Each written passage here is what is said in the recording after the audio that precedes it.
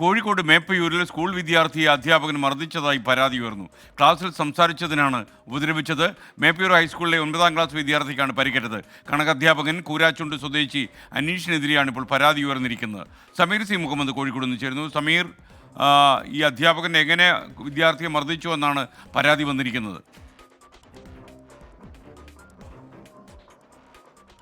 SKN ഇന്ന് ഉച്ചയോട് കൂടിയാണ് ഈ സംഭവം. ക്ലാസ്സിൽ സംസാരിക്കരുത് എന്ന് അധ്യാപകൻ താക്കീത് ചെയ്തിരുന്നു. എന്നാൽ വിദ്യാർത്ഥികൾ ശബ്ദിച്ചു. അതേ തുടർന്ന് അധ്യാപകൻ ക്ലാസ്സിലേക്ക് വരികയും കുട്ടികൾക്കെതിരെ ഇത്തരത്തിലുള്ള മർദ്ദനമുറകളുമായിട്ട് മുന്നോട്ട് പോകുകയുമായിരുന്നു.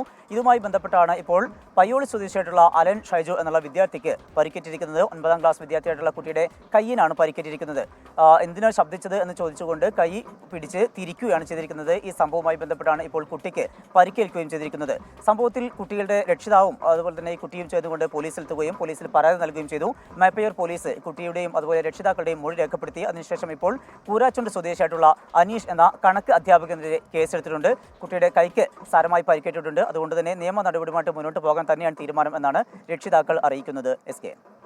ഓക്കെ, സമീർ സി മുഹമ്മദാണ് വിവരങ്ങൾ നൽകിയത്.